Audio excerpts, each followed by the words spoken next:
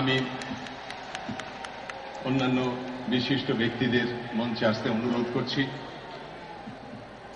আমাদের মধ্যে আজকে পেয়েছি বাংলাদেশের নৌ পরিবহন মন্ত্রী মাননীয় শাহজাহান খান মহাশয়, তাকে মঞ্চে আসতে অনুরোধ করছি বর্ধমান বিশ্ববিদ্যালয়ের vice chancellor Shri V Kumar সরকার,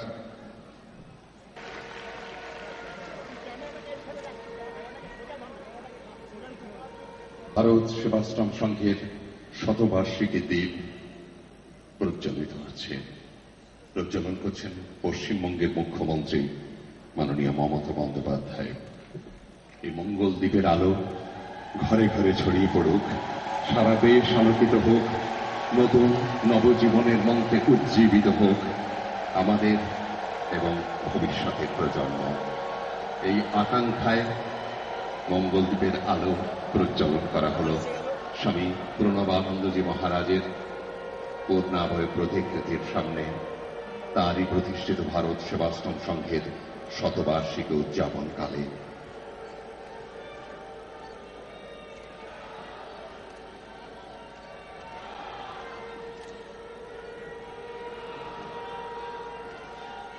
বিচার না করে তাদেরকে আবার নিঃশর্ত ক্ষমা করে দেওয়া হয়েছে।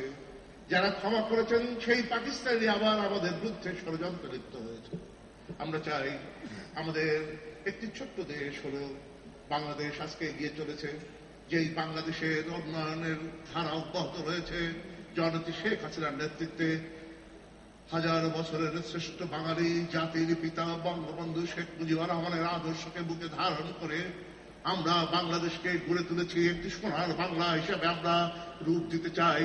সেখানেও আপনাদের প্রতিবেশী দেশ হিসাবে আপনাদের সহায়তা এবং আমি আমাদের শ্রদ্ধেয় মুখ্যমন্ত্রী, পশ্চিমবঙ্গের মুখ্যমন্ত্রী, আমাদের শ্রদ্ধেয় দিদি, তারও সহযোগিতা, তার সকল ধরনের পরামর্শ এবং তার আমাদের এই সহযোগিতার হস্তক্ষেপ আমি কামনা করে আমার বক্তব্য শেষ করছি।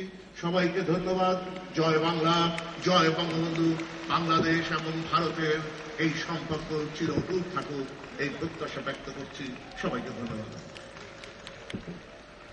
এরপর বেলুর মঠ রামকৃষ্ণ মিশনের সম্পাদক স্বামী শহীদানন্দকে কিছু বলার জন্য অনুরোধ করছি।